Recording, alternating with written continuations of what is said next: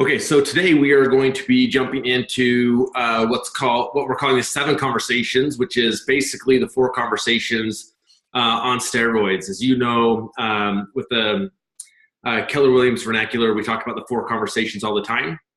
In fact, the first fundamental, as we talk about the career growth initiative, there's a focus specific on what's called the 4 conversations, which is the minimum numbers you need to be tracking in your business, which are appointments,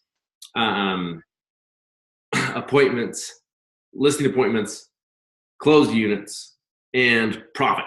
And today we're going to go a little bit deeper on that and talk about what's called the 7 conversations, which is what we're utilizing for the productivity coaching program. And a lot of our agents that have plugged into the productivity coaching program over the last couple of weeks are seeing an increased activity because we're increasing the activities that we're tracking. And so today I'm going to walk you through the exercise of how to determine what your 7 conversations are. Then we're going to go through a worksheet together. From there, we are going to go to the scoreboard and show you what the scoreboard looks like for the productivity coaching program. And finally, we're going to talk about how to track and report on your daily activities in the productivity coaching program. And then a lot of you are looking at the productivity coaching program as an option for you. And this gives you an option to see exactly what that looks like. So I'm going to start here by sharing my screen.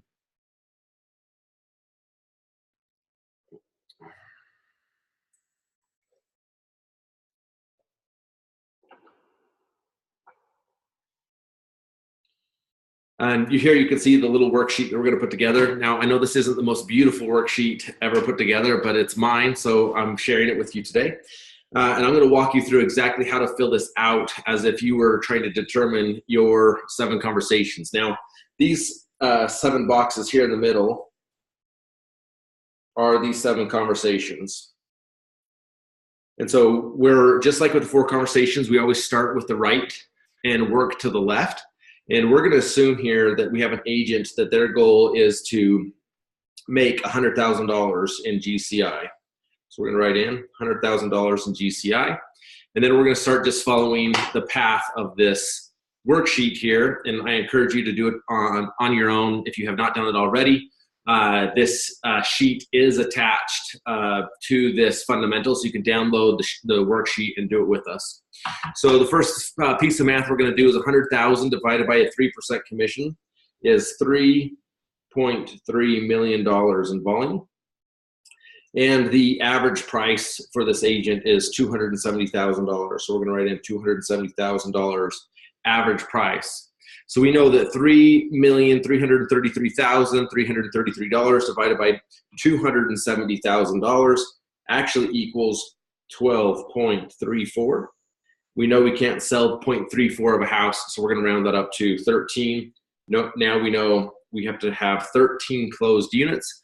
If we have 13 closed units, we can count on a gross commission income of $100,000. Now on this, don't forget to put your name down here in the left-hand corner. We'll call this agent, Alan Agent, because you are going to submit this into us so we can keep track of it for your file, and it's hard to keep track of it if we don't know who submitted it. So 13 closed units. Now we have 2 of our 7 conversations identified, but now we need to start getting down to the other 5 conversations. So we're going to start going up from this box here, and we're going to ask ourselves, of these 13 closed units, what percentage of them are going to be buyers and what percentage of them are going to be listings? So in this instance, we know that we're going to be about a 50-50 ratio, and we're going to take that down to 7 listings, 6 buyers, which if you total those together equal the 13. So now let's look specifically at the listings here for a minute. So if we're counting on closing 7 listings, the next question we need to ask ourselves is, how many listings do we have to take in order to close 7? Now, the public perception right now is that 100% of homes listed are selling. That's just not the case. Right now, the average in our market is 82%. So 82% of listings taken are actually selling. If you have a different statistic for you that you know because you've been tracking it, you can use that statistic. But if not, we're going to use the industry standard, we're going to look here and say 7 divided by 0.82 is 8.53, which means we have to take 9 listings. We always round up because we want to be conservative in these numbers. We have to take 9 listings to close 7. Now we're going to do the same thing with the buy side. Now notice I didn't put in industry standard here on the buy side. Generally speaking, most of our agents, if you can get face-to-face with a potential buyer and articulate your value, generally we have a higher conversion rate for buyers because in essence, a lot of times the buyers perceive the value the agents bring to the table the same across the board, where they're a little more picky on the list side in driving that conversation or making a decision. So here, just to keep this simple, we'll run this at 85%. So 6 divided by 0.85 is 7.05. So we can say here that we need to take 8 buyer representation agreements. So here we've already identified 4 of our conversations. We know that we need to take 8 buyer agency agreements, 9 listings taken. If we're able to take those contracts, we can have confidence that we're going to close 13 units. If we close 13 units, we can have confidence that we're going to close $100,000 in gross commission income. So now we get that's what happens if we take the contracts. Now we need to get focused on the activities of what needs to happen on a day-to-day basis or a weekly basis for us to hit these numbers. So we're going to jump down here to this box right below listings taken, and we're going to start talking about our listing appointment conversion. Now this is a little bit broader range of a conversion rate depending on a couple things. Number one is your tenure in the business, how long you've been in the business. You tend to increase your listing appointment conversion rate. A lot of times newer agents, their listing appointment conversion rate is lower, partially because they don't have the history or the evidence behind what they can do. And the other thing that really affects this is the quality of the lead that you're meeting with in the appointment. If it's from your sphere of influence, you've got a much higher probability of closing that listing appointment than it is if you call FSBO or expired or you're cold calling. The listing appointment conversion rate decreases in that instance. So you need to ask yourself the question, who is it that I'm going to be having conversations with primarily, and what is my listing appointment conversion rate going to be? A lot of times when I'm having this conversation with an agent, it's with an agent that's been in business for a long time, and they tell me, oh, Mo, my listing appointment conversion rate is nearly 100%. If I meet with someone, I get the listing. And my question for them is you're looking to grow your business, which means you have to step outside of your sphere of influence, because if you're going to go meet with your aunt, there's a really high probability you're going to get the listing. But if you're going to step outside of your sphere of influence and start meeting with people you have not met yet and giving your listing presentation, chances are your listing appointment conversion rate is going to decrease a little bit, not based on your skill set, but just based on the nature of the relationship. So here, for this exercise, we're going to run this at 70%. And then you can put in there what you recommend. If you're a brand new agent, I recommend running this at 50 to 60%, depending on your confidence in past sales history. So here we can say 9 divided by 0.70 is 12.85, which we're going to round that up to. We have to go on 13 listing appointments to get 9 listings. On the buyer representation conversion, we're going to do, we're going to look at this, and again, your conversion rate in buyer appointments tends to be higher. So we're going to run this at 85%. So 13 divided by 0.85 is 15.29, which means we're going to round this up to 16. So now we know between the two, 16 plus 13, is we got to figure out how to go on 29 appointments over the 12-month period to make this goal happen. So we know that we need 16 buyer appointments, 13 listing appointments for a total of 29. Now the question becomes, how many conversations does it take to get one appointment? And again, it depends on who we're having the conversations with. If we're having conversations with people that have already had a history with us, they know us, they know the level of service we bring, it's probably going to take less appointments less conversations per appointment set. If we're reaching outside of our SOI and we're starting to call FSBOs and expireds or circle prospecting or door knocking or holding open houses, it may take more conversations for every one appointment set. Generally speaking, right now, we're seeing it's taking about between 20 to 30 conversations for every one appointment set. Now, a conversation is an actual conversation. Now, the conversation is always best. You have a higher probability if that conversation is happening voice to voice. But I still consider it a conversation if you're engaging through text or instant messaging, as long as a couple criteria are hit. To me, a conversation is you've had a conversation where you've been able to articulate your value proposition and you've made an invitation for them to use your services. And you'll hear me say this over and over and over again. The primary objective of every, or the preset objective of every conversation is, number one, find out if they have a current need for real estate.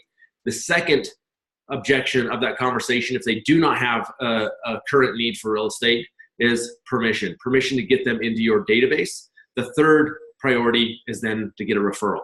So here, for this instance, let's run this at 20 appointments. Actually, let's run this at 25 appointments. So how many conversations this agent's through talking about what their lead sources are, we're going to say it's going to take 25 conversations to get one appointment. And so we're going to track this religiously with this agent. And honestly, most agents don't know this number. They don't know how many conversations it takes for every appointment. But imagine how much stronger your time blocking is going to be and your projections of your business are going to be if you know this number. After doing this for a couple months and tracking this for a couple months, we'll be able to specifically say, for you, for every X amount of conversations, you know you're going to get an appointment. That gives you a little more motivation to get through the no's on the phone, because if you have to get through 19 no's to get one yes, it makes those 19 no's a little bit easier to get through. So here we're going to say 25. So 29 times 25. So for 29 appointments times 25, that's 725 conversations need to be happening. If we do 725 conversations, we can have confidence that we're going to set 13 listing appointments, 16 buyer appointments. Through those appointments, we're going to take 8 buyer agency agreements. We're going to get 9 listings. Through that, we're going to close 13 units. From those 13 closed units, we're going to take home $100,000. So the only box not filled out here is this database ads, which I like to track this, because if I'm going to go through the effort to have the 725 conversations, I want to make sure that I really capitalize on every conversation I have with these people, that it's not just getting to a no and moving on. It's getting to, they don't have a current need for real estate, but knowing they will have a need at some point, getting permission and getting them into my database so I can nurture that relationship. This business is about nurturing relationships, and as a byproduct of nurturing relationships, that's when you get the opportunity to help them buy or sell a home. So out of these 725 conversations, my goal should be that at least half of them end up into my database. So 725 divided by 2, 360 new people added to my database this year. So real quickly, one of the things I like to do is now break this down into a monthly goal. So 100,000 divided by 12. Now, right now, it's at the time we're shooting this video, it is July 2nd today.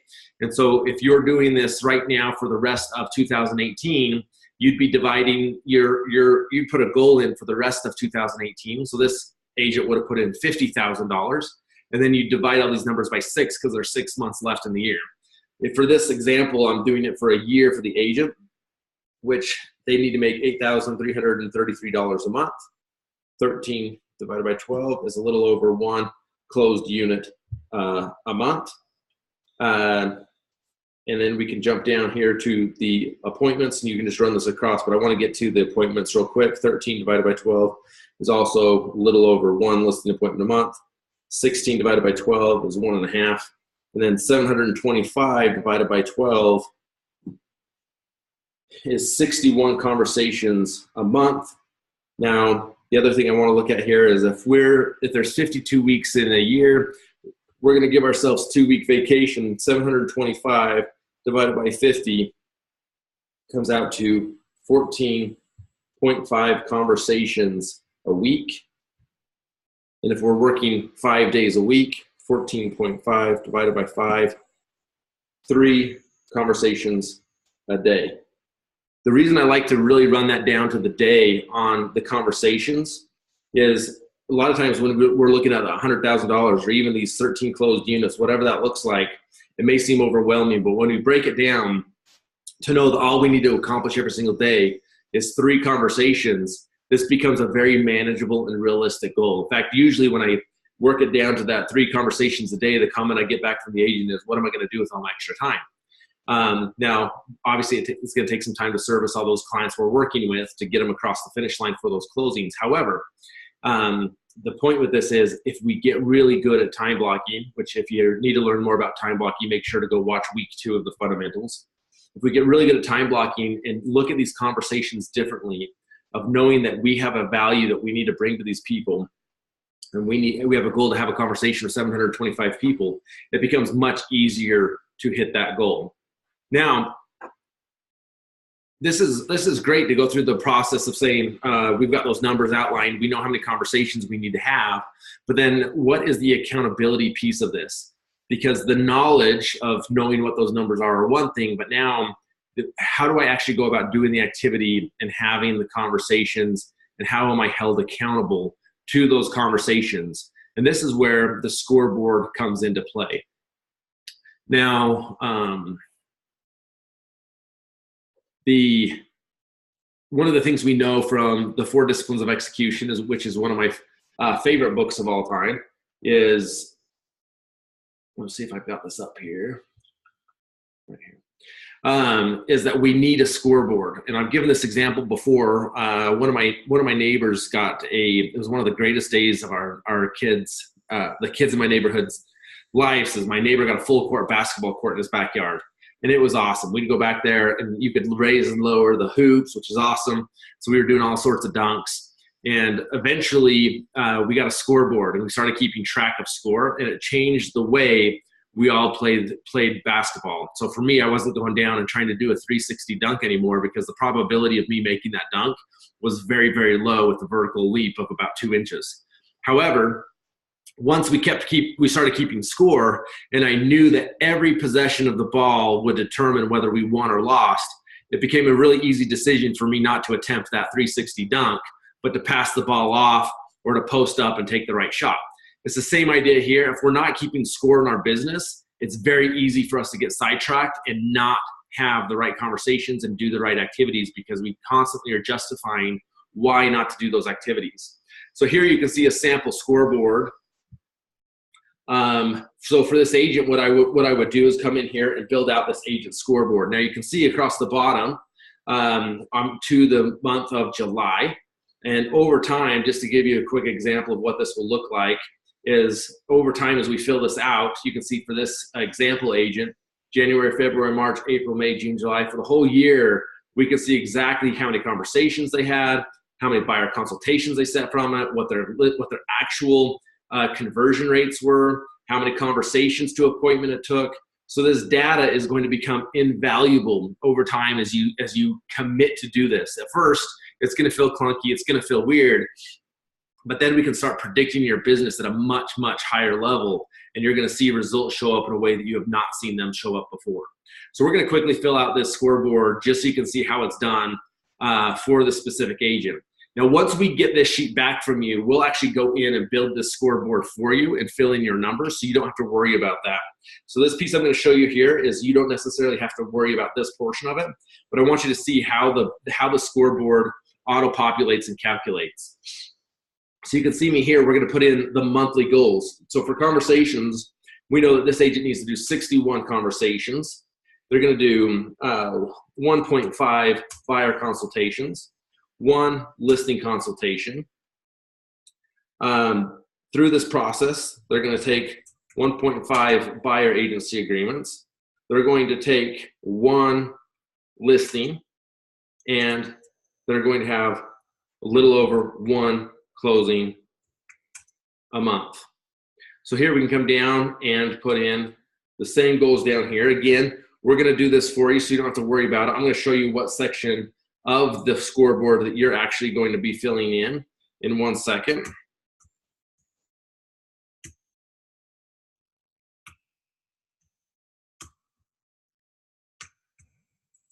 So once this is in, you can see from the left here is the actual date of our meetings. So for the month of July, the productivity coaching program meets on every Tuesday, 7/10, 7/17. How many days have passed by the time that conversation comes? And it auto calculates where you should be at for the month, because it does us no good to wait till the end of the month to determine how we did. We need to be having the conversation weekly. Now, let's say that this Allen agent is meeting with the productivity coach on the 10th of July, and it is reporting some numbers here. So this is exactly where the agent would input their numbers in preparation for the conversation. Now, this needs to be done the night before, because the coach will review these numbers before the conversation. But we can see here on the 10th of July, this agent should be at 18 conversations already, and let's say that they're at 16 conversations.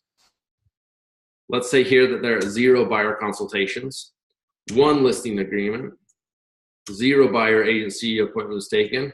They were successful in that listing appointment. They've had 0 closings and 0 GCI.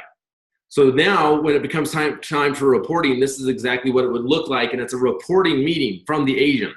That agent would come in and say this: hey, this last week, I had 16 conversations. My goal was 18. I came up too short on my conversations. I've identified that tomorrow afternoon, I'm going to increase my lead generation time to close the gap and make sure I get back on track with my conversations.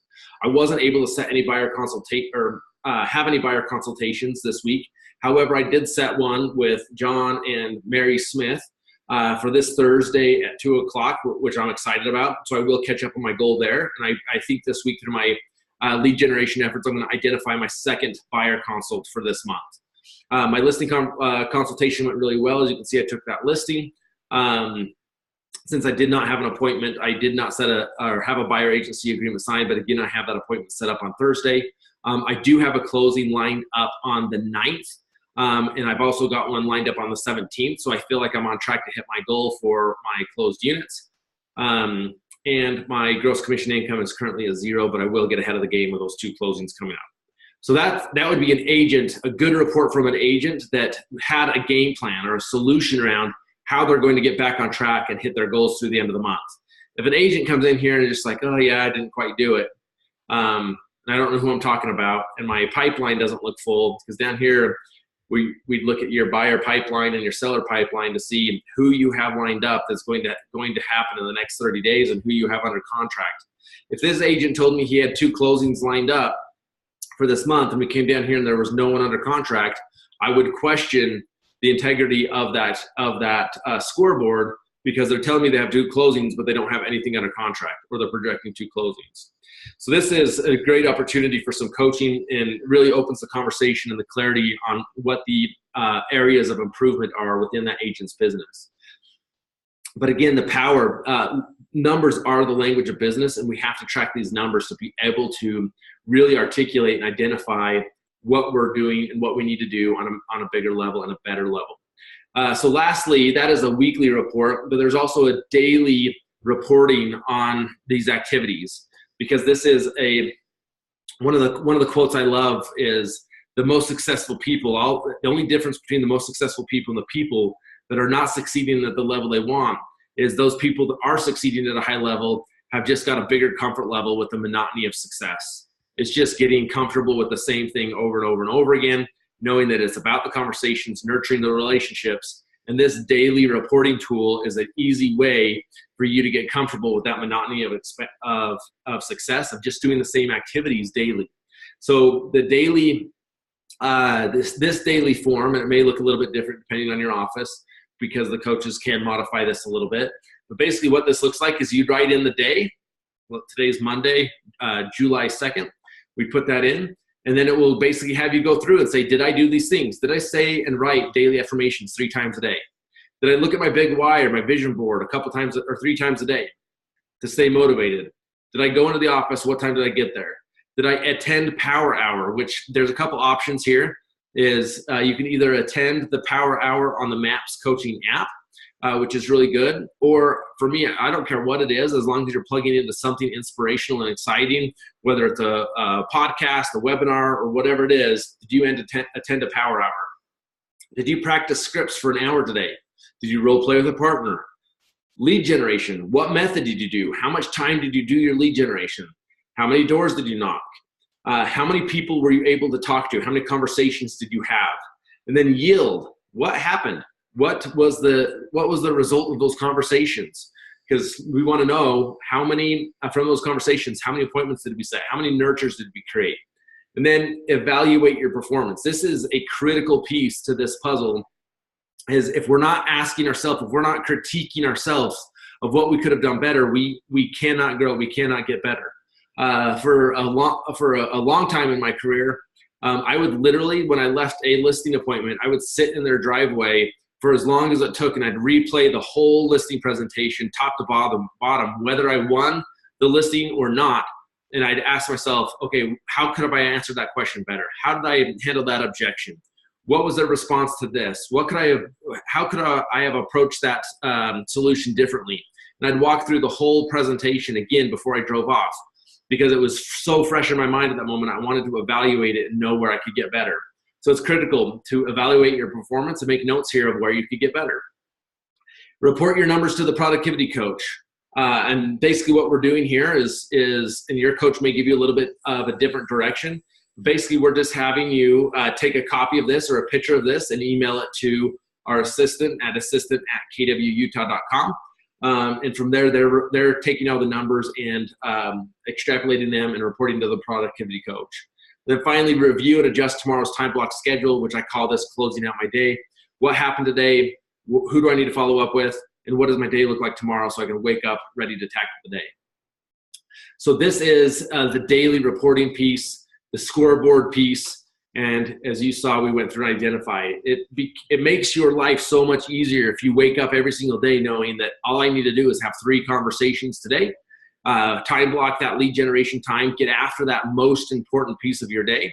Once that's done, you have the opportunity to go service the clients you're currently working with, spend some time working on your business. And as you do this, the thing that really excites me is as you do this and embrace this habit, this is where freedom shows up inside of our business. And so many of us have chosen real estate as an industry we want to pursue because there's opportunity to make great money and we want the freedom. The problem is we try to give ourselves the freedom before we commit to the activities that allow us freedom in our world. These are the activities that give you the freedom you're looking for in this industry. If you can specifically time block your schedule in a way to commit to those 3 conversations for this agent with their goals, whatever the conversation amount is for your goals, commit to the lead generation time that's going to allow you to have those, commit to the tools for the systematic follow-up, commit to the value proposition. If you do that, you will find freedom in your world and you'll be producing at a higher level, and that is a double win. So that is the end of our conversation today in regards to the 7 conversations, the productivity coaching program. I encourage you to plug into that program in your office because the accountability, the reporting piece is a critical piece to hitting your goals. Thanks for being on the webinar or the call this morning. Look forward to seeing you guys this week in the office, and make it a great week.